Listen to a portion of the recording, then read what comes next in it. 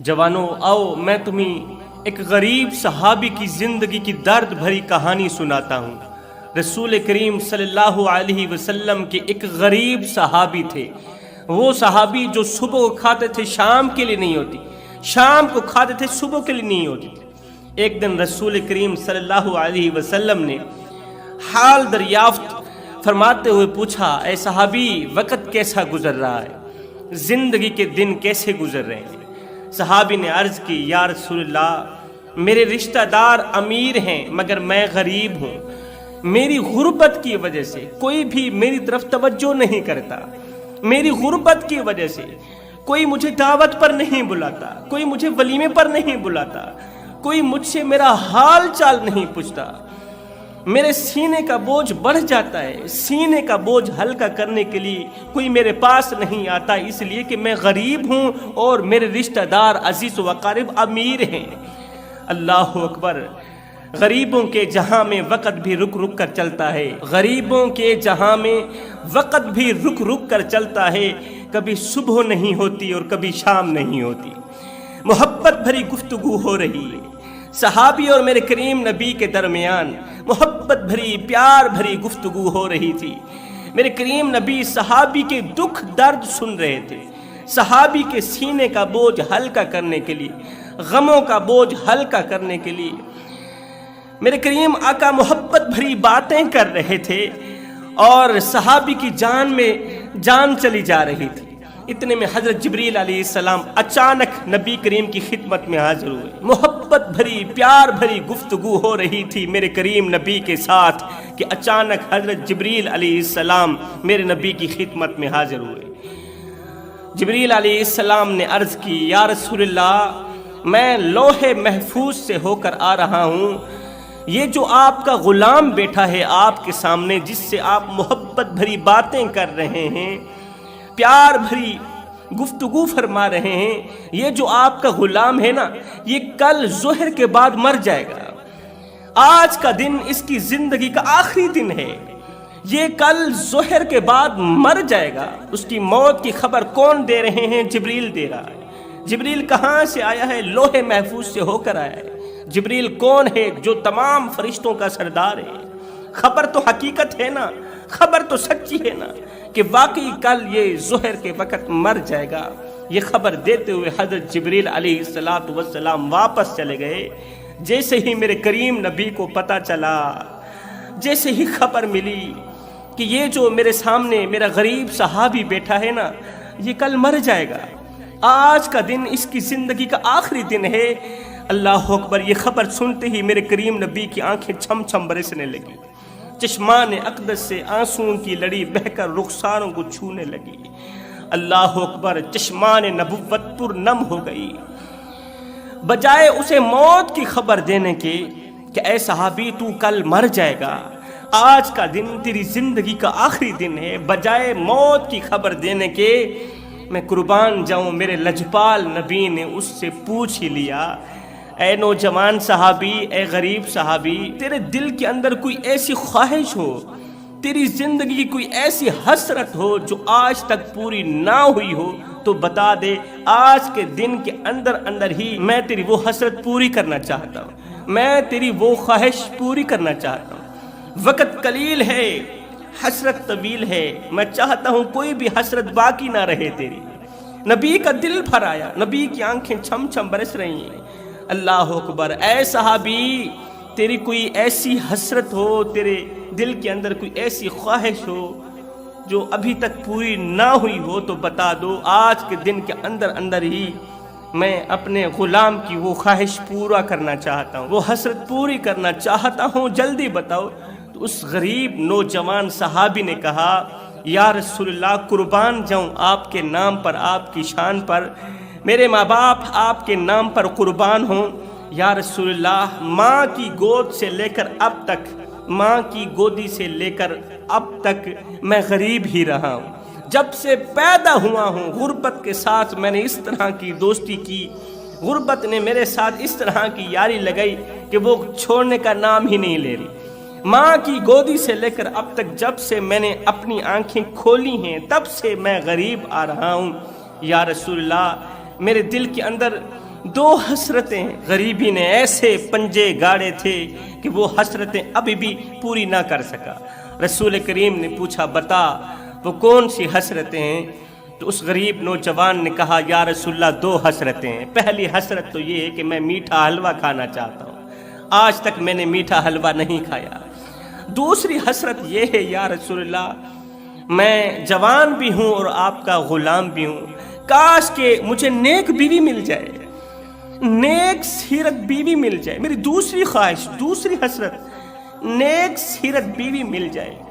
یا رسول اللہ میرے اندر کے جذبات ہیں، یا رسول اللہ میرے اندر کی طلب ہے، میرا شوق ہے، میری آرزو ہے، میری تمنا ہے، میری خواہش ہے، میری حسرت ہے کہ رات کا دوسرا پہر ہو، سارا مدینہ سو رہا ہو مگر میں اور میری بیوی مصلی پہ بیٹھ کے رو رہے ہوں، خشیت الہی میں رو رہے ہوں، خوف خدا میں رو رہے ہوں۔ یا رسول اللہ میرے اندر پہلی حسرت حلوہ کھانے کی، دوسری حسرت مجھے نیک بیوی مل جائے۔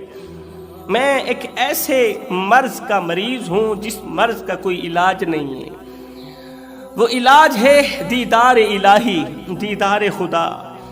وہ کون سا مرض ہے؟ راتوں کی تاریکیوں میں اٹھ اٹھ کے اللہ کے حضور گڑ گڑا کر روتا ہوں، اور آئی رات روتا ہوں اللہ کے دیدار کے لیے، اللہ کو پانے کے لیے۔ میں اس مرض کا مریض ہوں یا رسول اللہ، میں چاہتا ہوں، میرے اندر خواہش ہے، تمنا ہے، آرزو اور حسرت ہے کہ میری جو بیوی ہو وہ بھی اسی مرض کی مریضہ ہو، راتوں کی تنہائیوں میں اٹھ اٹھ کے اللہ کے حضور جھکتی ہو، نماز پڑھتی ہو، روتی ہو۔ اللہ اکبر! نبی کی آنکھیں پھر سے چھم چھم برسنے لگی۔ نبی نے فرمایا وقت قلیل ہے، حسرت طویل ہے، وقت قلیل ہے، حسرت طویل ہے۔ دل ہی دل میں نبی فرمان لگے صحابی آج کے دن کے اندر اندر ہی میں تیری یہ دونوں خواہشیں پوری کرنا چاہتا ہوں، کیونکہ آج کا دن تیری زندگی کا آخری دن ہے۔ نبی نے ایک دم آواز دی میرے بلال، جی یا رسول اللہ، جلدی جاؤ عثمان کو بلا کر لاؤ، جلدی جاؤ میرے عمر کو بلا کر لاؤ، جلدی جاؤ علی کو بلا کر لاؤ، صدیق اکبر کو بلا کر لاؤ۔ تمام صحابہ جمع ہو گئے۔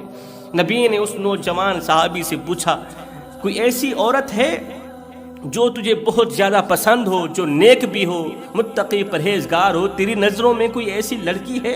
اس نوجوان نے کہا یا رسول اللہ میرے چچا کی بیٹی ہے جو نیک بھی ہے، متقی پرہیزگار ہے، اور میں اسے پسند بھی کرتا ہوں، لیکن کیا کروں غربت کی وجہ سے وہ میری طرف توجہ ہی نہیں کرتی۔ نبی نے فرمایا جاؤ اس کے چچا کو لے کر آؤ جس کی بیٹی کو یہ نوجوان پسند کرتا ہے، جس کی بیٹی متقی پرہیزگار ہے۔ صحابی گیا اس کے چاچا کو بلا کر لایا۔ چاچا حضور علیہ السلام کی خدمت میں ہاتھ باندھ کے کھڑے۔ نبی نے فرمایا صحابی مبارک ہو، میں نے تیری بیٹی کا رشتہ طے کر دیا ہے، اور آج کے دن کے اندر اندر ہی نکاح ہوگا۔ تیری بیٹی کا رشتہ بھی طے کر دیا ہے اور آج کے دن کے اندر اندر نکاح بھی کرنا چاہتا ہوں۔ سبحان اللہ۔ میرے نبی نے فرمایا عثمان جلدی جاؤ دلہا دلہن کے کپڑے تیار کرا کے لے گئے۔ کسی صحابی کی ذمہ چادریں لگا دی، کسی صحابی کی ذمہ چارپیاں لگا دی، کسی کی ذمہ برتن لگا دیے، اور میرے نبی نے جناب علی کو فرمایا اے علی آج وہ حلوہ تیار کرو جو اس سے پہلے کبھی بھی تیار نہ کیا ہو، اس طرح کا میٹھا حلوہ تیار کرو اس سے پہلے کبھی نہ کھایا ہو نہ ہی تو بنایا ہو۔ وقت قلیل ہے، حسرت طویل ہے، جلدی کرو۔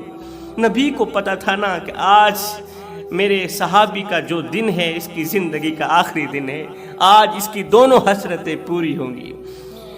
تھوڑی ہی دیر کے اندر اندر، تھوڑے ہی وقت کے اندر اندر دلہا دلہن کے کپڑے بھی تیار ہو گئے، کھانے پینے کی اشیاء بھی تیار ہو گئی، دلہن بھی تیار ہو گئی، دلہا بھی تیار ہو گیا۔ میرے کریم نبی نے مسجد میں بیٹھ کے ان دونوں کا نکاح پڑھایا۔ نکاح ہو جانے کے بعد رسول کریم صلی اللہ علیہ وسلم نے جناب سیدنا ابوبکر صدیق کو فرمایا اے میرے صدیق فلاں گلی میں آپ کا جو مکان ہے، آپ کا جو چھوٹا سا مکان ہے، دینا چاہتے ہو اللہ کے نام پر؟ اس نے کہا یا رسول اللہ آپ کے نام پر تو سب کچھ قربان ہے، وہ مکان میں نے دے دیا، وہ مکان آپ کا ہے، آپ جسے چاہیں دے دے۔ نبی نے فرمایا دلہے وہ مکان میں آپ کو تحفے میں دیتا ہوں۔ نبی کریم نے صحابہ کرام کو فرمایا جاؤ یہ بارات ان کے گھر تک چھوڑاؤ، ان کے کمرے تک چھوڑاؤ۔ صحابہ کرام بارات لے گئے، بڑی دھوم دھام سے بارات لے گئے، گھر تک چھوڑ آئے، اور وہ حلوہ جو میرے نبی نے خصوصاً دولہے کے لیے تیار کیا تھا وہ بھی کمرے میں پہنچوا دیا۔ دلہن بھی چلی گئی، دلہا بھی چلا گیا، کھانے پینے کی اشیاء بھی چلی گئی۔ اب دوسرے دن میرے کریم نبی نے ایک صحابی کی ذمہ ڈیوٹی لگائی، کہا کہ کل ظہر سے عصر تک تو نے دلہا دلہن کے مکان کے باہر ہی کھڑے رہنا ہے۔ کل ظہر سے لے کر عصر تک تو نے دلہے کے مکان کے سامنے ہی کھڑے رہنا ہے اور غور کرنا ہے، جیسے ہی کمرے کے اندر رونے کی آواز آئے فوراً مجھے خبر دینا، کیونکہ آج کا دن دلہے کی زندگی کا آخری دن ہے، آج کی رات اس کی زندگی کی آخری رات ہے، کل ظہر کے وقت یہ مر جائے گا۔ اور میرے صحابی ظہر سے لے کر عصر تک دلہے کے کمرے کے باہر کھڑے رہنا، گھومتے پھرتے رہنا، جیسے ہی اندر سے رونے کی آواز آئے فوراً مجھے بتانا۔ رات گزری ہی تھی کہ دوسرے دن وہ صحابی آقا کریم کی اس فرمان کو اپنی آنکھوں پر رکھتے ہوئے دلہے کے کمرے کے باہر چلا گیا، گھر کے باہر چلا گیا، ایسے ہی گھومتا رہا، انتظار کرتا رہا۔ اندر تو خوشیوں کا سما بدا ہوا تھا، اندر تو مسکرانے کی آوازیں آ رہی تھی، بجائے رونے کے اندر سے خوشیوں کی آوازیں آ رہی، ہنسنے کی آوازیں آ رہی تھی۔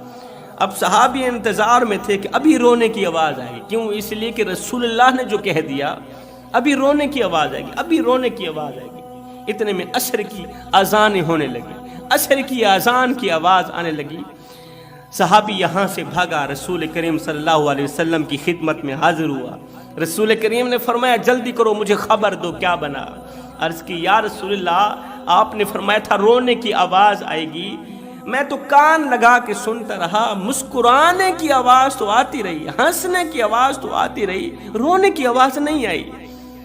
اندر تو خوشیوں کا سما بندھا ہوا تھا، کوئی بھی نہیں رو رہا تھا، کوئی بھی نہیں رو رہا تھا، رونے کی آواز کیوں نہیں آئی؟ رسول کریم سیدھا سجدے میں چلے گئے، سجدے میں چلے گئے۔ عرض کیو میرے کریم رب، تیرا جبریل میرے پاس آیا تھا، کہتا تھا کہ میں لوح محفوظ سے ہو کر آیا ہوں، خبر لے کر آیا ہوں آپ کا یہ غلام کل ظہر کے بعد مر جائے گا، لیکن ابھی تک وہ زندہ ہے۔ میرے مالک مجھے بتایا جائے ماجرا کیا ہے، مجھے بتایا جائے آخر کون سا راز پوشیدہ ہے۔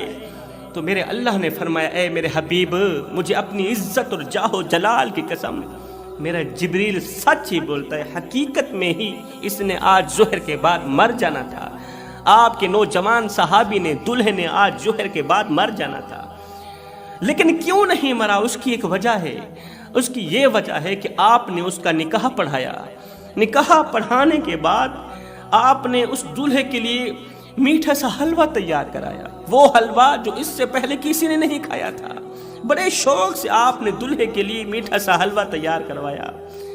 تو پھر آپ نے صحابی کو دیا کہ جاؤ دلہے کے کمرے کے اندر رکھ کر آؤ، کھانے پینے کی اشیاء دلہے کے کمرے کے اندر رکھ کر صحابی واپس چلے گئے۔ جب عشاء کا وقت ہوا تو دلہا دلہن کمرے کے اندر اکیلے تھے، انہوں نے دسترخوان بچھایا، دسترخوان بچھایا، دلہے نے حلوے کو دیکھا، وہ حلوہ جس کے کھانے کی حسرت رکھتا تھا، اندر شوق تھا، خواہش تھی، حسرت تھی کہ کب میں میٹھا حلوہ کھاؤں گا۔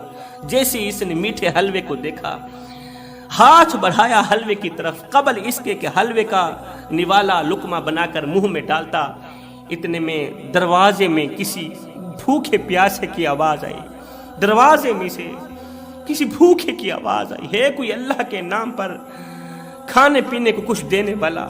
3 دن کا بھوکا ہوں، میرے بچے بھوکے ہیں، 3 دن سے کچھ نہیں ملا، ہے کوئی اللہ کا نیک بندہ جو میری بھوک مٹا دے اور میرے بچوں کی بھوک مٹا دے؟ قبل اس کے کہ وہ نوالا اٹھا کر منہ میں ڈالتا، اس نے وہی نوالا وہیں پہ رکھ دیا، ساتھ میں اپنی شریک حیات کو کہا، بیوی کو کہا، اے اسلام کی مقدس شہزادی، میرے لیے بس اتنا ہی کافی ہے کہ تو میری بیوی بن گئی، میرے لیے بس اتنا ہی کافی ہے کہ تیرے جیسی عظیم عورت، تیرے جیسی نیک عورت، با پردہ عورت میری زندگی میں آ گئی، ہمارے لیے بس اتنا ہی کافی ہے کہ رسول کریم نے ہم دونوں کا نکاح پڑھایا ہے۔ لہٰذا اسی نکاح کی خوشی میں چاہتا ہوں یہ جو حلوہ پڑا ہے نا، جس کو کھانے کے لیے میرے اندر عرصہ دراز سے حسرت تھی، خواہش تھی، میں چاہتا ہوں کہ اپنی خواہش کو مارتے ہوئے، کیونکہ اس وقت یہ حلوہ مجھے بہت زیادہ قیمتی ہے، میرے لیے بہت زیادہ قیمتی ہے، لیکن میں چاہتا ہوں قیمتی سے قیمتی چیز ہی اللہ کے نام پہ قربان کروں۔ میں چاہتا ہوں یہ سارا کھانے پینے کا سامان اٹھا کرنا فقیر کی جھولی میں ڈال دو۔ اس کی بیوی کوئی عام تو نہیں تھی نا، وہ بھی تو اسلام کی مقدس شہزادی تھی نا، وہ بھی تو اللہ کی محبوبہ تھی نا۔ بیوی نے کہا ایسا ہی کرتے ہیں، نکاح کی خوشی میں، دونوں کی ملاپ کی خوشی میں اس دعوت کو اٹھاتے ہیں، فقیر کی جھولی میں ڈال دیتے ہیں۔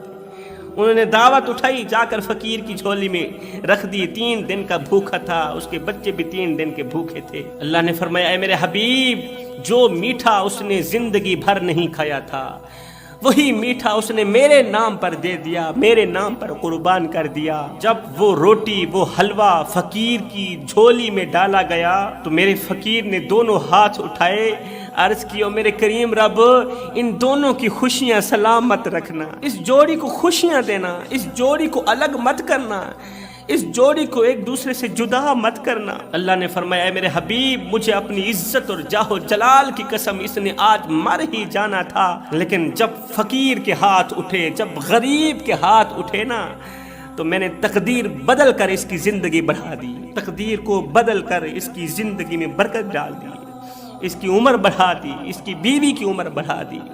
غریبوں کی مدد کرنے والا شخص زندگی میں کبھی غریب نہیں ہوتا۔ میں کہتا رہتا ہوں صاحب، آپ کے محلے میں کوئی شیعہ رہتا ہے، وہابی رہتا ہے، سنی رہتا ہے، یا کوئی غیر مسلم رہتا ہے، اس کا حساب وہ خود دے گا، مگر سنو، اگر روٹی نہ ملنے کی وجہ سے رات کو بھوکا سو گیا، اے بندے اس کا حساب تجھے دینا پڑے گا۔ روٹی امیر شہر کے کتوں نے چھین لی، فاقہ غریب شہر کے بچوں میں بٹ گیا، چہرہ بتا رہا تھا کہ اسے مارا ہے بھوک نے، حاکم نے یہ لکھا کہ یہ کچھ کھا کے مر گیا۔ ہم غریبوں کی مدد کرتے ہیں، غریب ہمسائے کی مدد کرتے ہیں، اس کے گھر روٹی دیتے ہیں، لیکن تب جب وہ بیچارہ مر جاتا ہے، آپ دیکھتے نہیں ہمارے محلے میں جب کوئی فوتگی ہو جاتی ہے تو پھر ہم مرنے والے کے گھر پوری فیملی کے لیے کھانا پہنچاتے ہیں، پوری فیملی کے لیے روٹی پہنچاتے ہیں۔ میں نے کہا نادان، مرنے والا روٹی روٹی کرتا مر گیا، مرنے والا 3 دن کا بھوکا تھا، آخر مر گیا۔ روٹی کھلاتے تو اسی مرنے والے کو کھلاتے، آج اس کے مرنے کے بعد تمہاری دی روٹی کس کام کا؟ آج اس کے مرنے کے بعد تمہارا دیا روٹی کا ٹکڑا کس کام کا؟ وہ ایک غریب فقیر تھا، اس کا ایک ہی لباس تھا، آج وہ بھی پھٹ گیا۔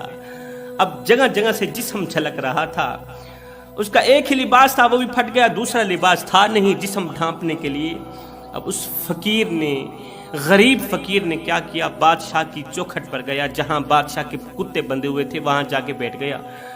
وہاں جا کے بیٹھنے کے بعد اس نے بادشاہ کی طرف اشارہ کرتے ہوئے بادشاہ کو کہا، بادشاہ مثال کے طور پر اگر میں تیرے دروازے پر ابھی مر بھی جاؤں، بتا تو صحیح تو میرے ساتھ کیا سلوک کرے گا؟ اگر میں تیرے دروازے پر ابھی مر بھی جاؤں، بتا تو صحیح تو میرے ساتھ کیا سلوک کرے گا؟ بادشاہ نے کہا فقیر میاں، اگر تو میرے دروازے پر ابھی مر بھی گیا تو میں یہی کچھ کروں گا، تجھے کفن دے کر دفن کر دوں گا، تجھے کفن دے کر دفن کر دوں گا۔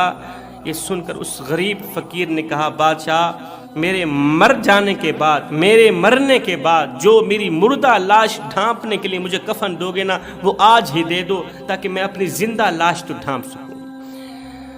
زندہ لاش ڈھانپنے کے لیے تمہارے پاس کپڑے ہیں نہیں، جب میں مر جاؤں گا تو پھر مردہ لاش ڈھانپنے کے لیے لٹھے کا سوٹ بھی آ جائے گا، سفید سوٹ بھی آ جائے گا۔ خدا را میرے بھائیو، زندہ لوگوں کی قدر کرو، زندہ لوگوں